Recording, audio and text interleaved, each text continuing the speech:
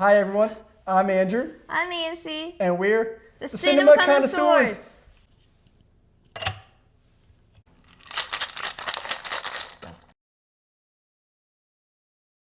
Join us deep in the field as we deep dive into this month's movie, The Sheep Detectives.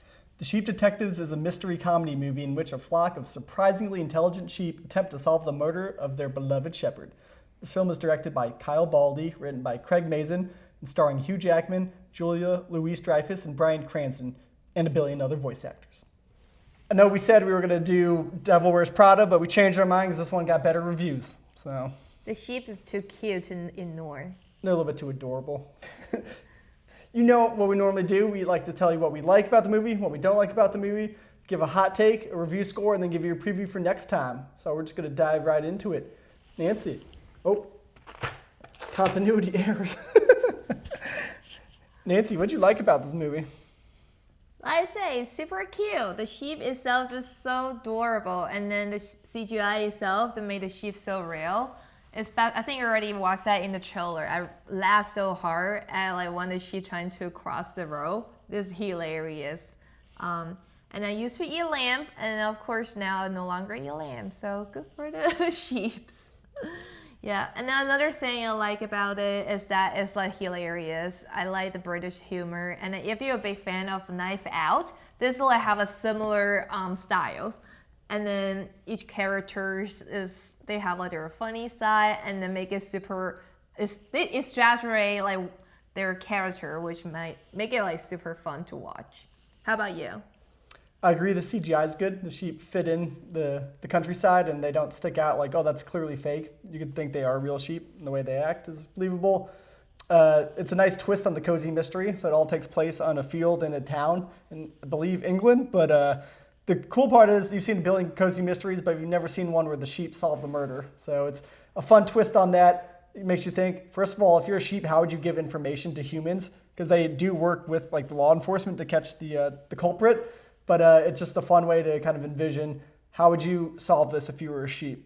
The last thing I'll say is they have good messages for this movie. You can probably tell it's meant for families, meant for kids and adults. So they want to teach kids some good lessons. The two they focus on a lot is one, be accepting of outsiders. Don't shun someone from the flock because they're different, or a winter lamb in this case. That's a great message. And then sometimes bad things happen in life, but it's better to remember them than to just immediately forget and block it out of your mind.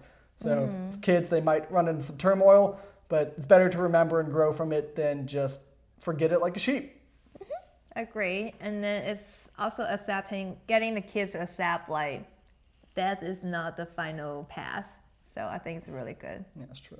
So Nancy, you said what you liked about this film. Is there anything you didn't like? So I would say it's the crime story itself, because it's for the family and then for the kids. It makes it super easy.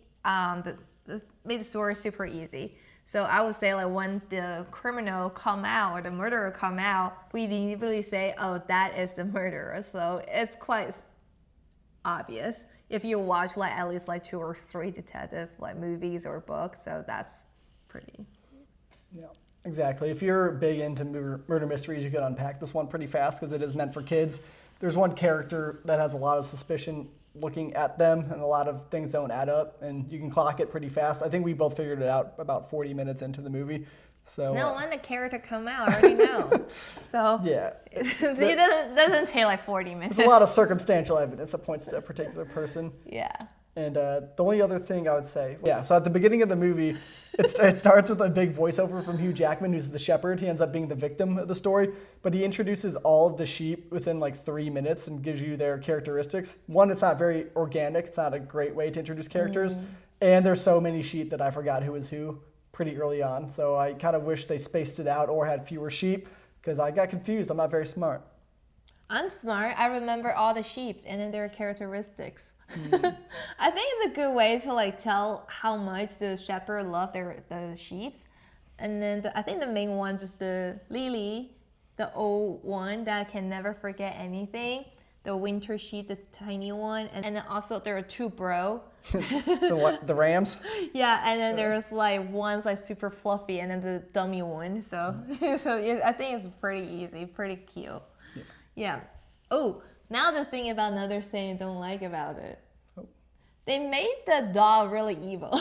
Yeah, the dogs are not sheep friendly. It's not sheep family. As I live with a shepherd, they're kind of kind. Yeah. But I do like, yeah, dog will like bossy around, ask the sheep to go wherever they want. But it's like, my Moshi doesn't look like that. But anyway. Yeah, so that's what we didn't like. Now it's my favorite section, the hot takes.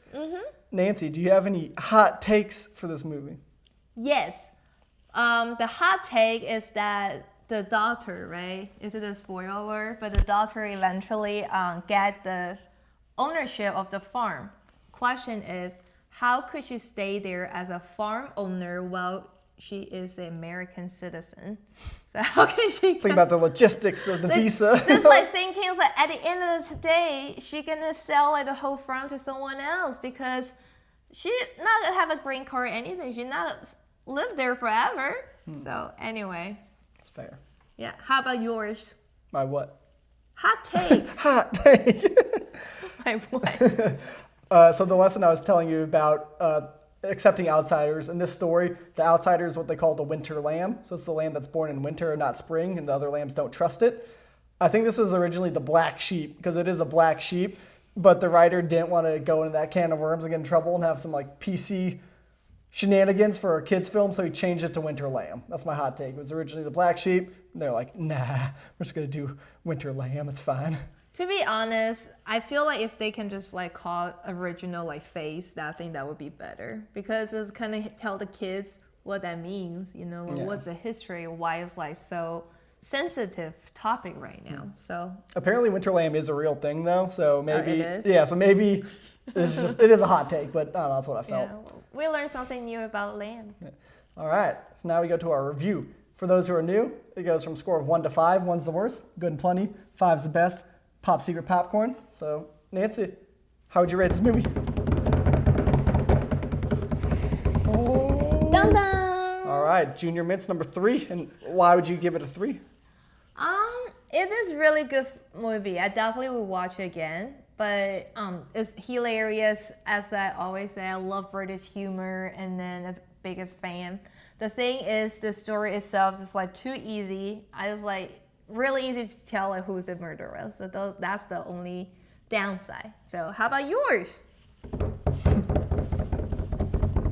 I was going between Copycat. 3 and 4. It's really a 3.5. But if I had to choose Junior Mints, I would say similarly, the mystery is not much of a mystery. It's pretty easy to solve. And if I were to rewatch it, it would be because of the lessons you learn. But I also don't have a kid, so I don't know if I'd rewatch it. It's more of a family movie, so do with that what you will. It's enjoyable. There are funny parts to it, but it's not really a brain teaser. That's true. It's a really things that you can watch it when you're drinking or not doing anything else. All right, well, thanks for watching, everyone. Make sure to subscribe, hit that like button, comment below, let us know what you think of the pod.